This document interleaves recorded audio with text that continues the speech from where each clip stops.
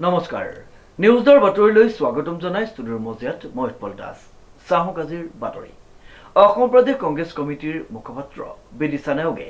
যোৰহাট কংগ্ৰেছ ভৱনত সম্বোধন কৰে এখনি সংবাদমেল নিউজৰ এক ৰিপৰ্ট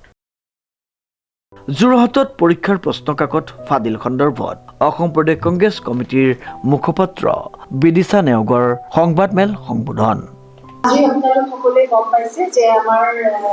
বিদিশা নেওগ বাইদেউ গোটেইখিনি কথা ক'লে শিক্ষাৰ ওপৰত আমাৰ চৰকাৰ বিজেপি চৰকাৰে যি ডাঙৰ এটা গুৰুত্ব যিমান দিয়া দেখায় গুৰুত্ববিহীন নিচিনা এটা কাম কৰিলে নিট এক্সামৰ পেপাৰ ফাদিল হোৱাটো এটা সৰু কথা নহয় আমি সদায় কৈ আহোঁ চৰকাৰেও সদায় কৈ আহে যে দেশৰ শিশুসকলে আমাৰ দেশৰ ভৱিষ্যত কিন্তু আজি দেশৰ শিশুসকলৰ ভৱিষ্যতক লৈ যি হেতালি খেলিলে সেই হেতালি খেলাৰ চৰকাৰখনক আমি গৰিহণা দিছোঁ আন একো নহ'লেও আমাক এটাই ডাঙৰ বিচাৰ লাগে নহয় আজি আমি এটা কথা বিচাৰিছোঁ যে ভাৰতৰ শিক্ষা ব্যৱস্থাৰ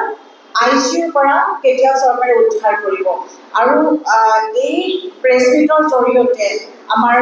ডিষ্ট্ৰিক্ট কংগ্ৰেছৰ সভাপতি উজ্জ্বল বুঢ়াগোহাঁই ডাঙৰীয়াৰ লগতে ডিষ্ট্ৰিক্ট কংগ্ৰেছৰ সাংবাদিকসকল আছে আমাৰ বিদিশা নেওগ ডাঙৰীয়াক লাগিছে অসম প্ৰদেশ কংগ্ৰেছ কমিটিৰ তৰফৰ পৰা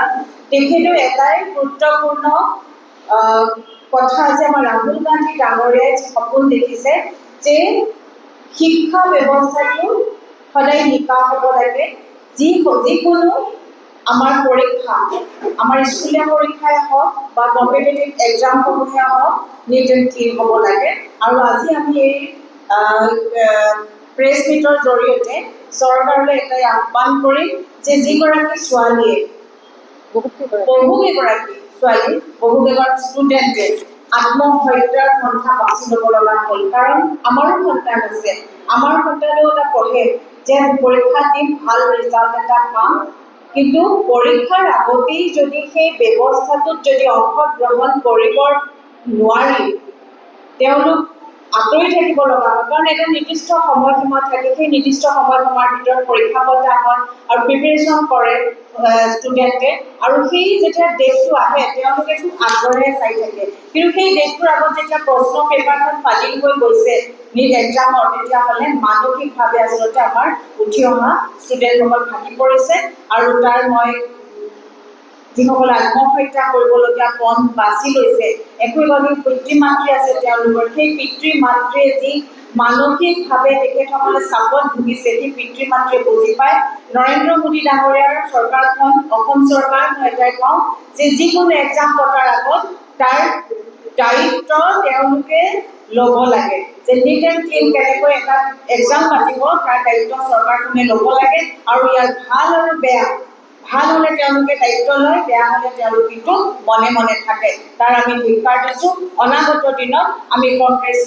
দলেই হওক আমি সামাজিকভাৱেই হওক বা সকলোকে এটাই আহ্বান কৰিছোঁ যে এই ব্যৱস্থাৰ বিৰুদ্ধে সকলোৱে মাত মাতক কেৱল কংগ্ৰেছেই নহয় সকলোৱে মাত মাতক উঠি অহা প্ৰজন্মই হৈছে আমাৰ দেশৰ ভৱিষ্যত আৰু আমি ইয়াৰ মাত মাতি যাম বিশেষ বিদিশা নেওগে গোটেইখিনি কথা অৱগত কৰিলে মোৰ ফালৰ পৰা ক'বলগীয়াখিনি মই ইমানতে সামৰণি মাৰিছোঁ ধন্যবাদ উক্ত সংবাদমেল সম্বোধন কৰি পৰীক্ষা প্ৰশ্নকাকত ফাদিলৰ সন্দৰ্ভত বিভিন্ন মন্তব্য প্ৰকাশ কৰে UGC নে JEE SSC দৰে এক্সামসমূহৰ প্ৰশ্ন কাকতসমূহ ফাদিল হোৱা সমস্যাই লাখ লাখ ছাত্ৰ ছাত্ৰী হতাশাৰ মুখত থিয় কৰাইছেহি আমি দেখিবলৈ পাইছোঁ যে বিগত কেইবছৰমানত 5 বাৰকৈ নিটৰ পেপাৰ লিক হৈছে 2015 চনত 2016 চনত 2021 চনত 2024 চনত আৰু এবাৰ 2026 চনত পুনৰ নিটৰ পেপাৰ লিক হৈছে অসম তথা ভাৰতবৰ্ষৰ লাখ লাখ ছাত্ৰ ছাত্ৰীয়ে দিনে নিশাই কষ্ট কৰি নিজৰ মাত্ৰ এটা সপোন পূৰণ কৰিবৰ বাবে কষ্ট কৰি আহিছে আৰু তেওঁলোকৰ পিতৃ মাতৃসকলে নিজৰ সন্তানৰ সপোনসমূহ পূৰা কৰিবলৈ নিজৰ সৰ্বোচ্চ আদায় কৰিছে ইয়াৰে কোনোৱে নিজৰ মাটি বিক্ৰী কৰিছে কোনোৱে নিজৰ সোণৰ অলংকাৰ বিক্ৰী কৰি কোচিং চেণ্টাৰসমূহৰ ফিজসমূহ আদায় কৰিছে কিন্তু অৱশেষত তেওঁলোকে কি পাইছে তেওঁলোকে বাতৰি পাইছে যে এইবাৰ নিটৰ পেপাৰ লিক হৈছে যাৰ ফলত লাখ লাখ ছাত্ৰ ছাত্ৰীয়ে হতাশাৰ সন্মুখীন হ'ব লগা হৈছে কিছুমানে মানসিক চাপ সহ্য কৰি কৰিব নোৱাৰি আত্মহত্যাৰ পথ বাছি লৈছে। যি পিতৃ মাতৃয়ে সপোন দেখিছিলে যে মোৰ সন্তানটো এদিন নহয় এদিন ডক্টৰ হ'ব, ইঞ্জিনিয়াৰ হ'ব, সেই পিতৃ মাতৃসকলৰ হাতত তেওঁলোকৰ ল'ৰা ছোৱালীৰ এটা ডিগ্ৰী অহাতকৈ তেওঁলোকৰ মৃতদেহ তেওঁলোকৰ হাতত ল'ব লগা হৈছে। এইখিনিতে মোৰ প্ৰশ্ন উত্থাপন হৈছে যে এই যোনটো প্ৰক্ৰিয়া, পৰীক্ষা প্ৰশ্নকাকত ফাদিল যোনটো প্ৰক্ৰিয়া, সেই প্ৰক্ৰিয়াটোৰ লগত কোন জড়িত হৈ আছে? এই প্ৰক্ৰিয়াটোৰ লগত জড়িত হৈ আছে এনে এটা বৃহৎ নেক্সাছ, যি নেক্সাছত সোমাই আছে কিছুমান দুৰ্নীতিগ্ৰস্ত ব্যক্তিসকল, প্ৰিণ্টিং প্ৰেছৰ ব্যক্তিসকল, প্ৰশ্নকাকত কটা ব্যক্তিসকল, কোচিং চেণ্টাৰৰ ব্যক্তিসকল আৰু কিছুমান মধ্যস্থতাকাৰী, যিয়ে মাত্ৰ কেইটামান টকাৰ বাবে লাখ লাখ ল'ৰা ছোৱালীৰ জীৱনৰ লগত হেতালি খুলিছে। আজি যদি আমাৰ শিক্ষা ব্যৱস্থা দুৰ্বল নহল হয়, আজি যদি NTA দুৰ্বল নহল হয়, আমাৰ ভৱিষ্যত, আমাৰ দেশৰ ভৱিষ্যত, আমাৰ দেশৰ সম্পদ কেইজন মৃত্যুমুখত পৰিব লগা নহল হয়। এইখিনিতে আমি অনুগ্ৰহ তথা আমি দাবী জনাইছো যে আমাৰ পৰীক্ষাৰ ব্যৱস্থাসমূহ স্বচ্ছ হ'ব লাগে। প্ৰশ্নকাকত ফাদিলৰ লগত জড়িত যিসকল ব্যক্তি তেওঁলোকক কঠোৰতকৈ কঠোৰ শাস্তি প্ৰদান কৰিব লাগে। মানসিকভাৱে মানসিক স্বাস্থ্য বচাই ৰখাৰ বাবে ছাত্ৰ ছাত্ৰীসকলক কাউন্সেলিং দিব লাগে। আৰু যিসকল ব্যক্তি এই প্ৰক্ৰিয়াসমূহৰ লগত জড়িত হৈ আছে তেওঁলোকক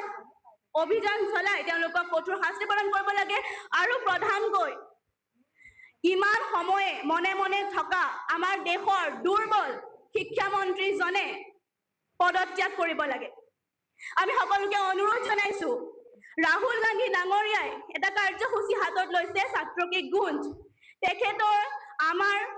ছাত্ৰ ছাত্ৰীসকলৰ কণ্ঠ হিচাপে থিয় দি আহিছে, ছাত্ৰ ছাত্ৰীসকলৰ বাবে মাত মাতি আহিছে। আহক আমি সকলোকে অনুৰোধ জনাইছো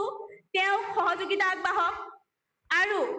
আমি দেশৰ ছাত্ৰ ছাত্ৰীসকলক ক'ব বিচাৰিছো যে আপোনালোকে হতাশ নহ'ব, আপোনালোকে নাভাবিব যে আপোনালোকৰ কষ্টসমূহ অথলে গৈছে। আমি সদায় আপোনালোকৰ লগত আছো,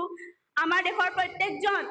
ব্যক্তি আপোনালোকৰ লগত আছে। আমি একেলগে মিলি যুঁজিম, আমি জিকিম আৰু আমি ন্যায় পাম। এইখিনিকে মই ক'বলগীয়া আছিলে, এইখিনিকে কৈ মই সামৰণি মাৰিছো। ধন্যবাদ। জয় হিন্দ, জয় অসম।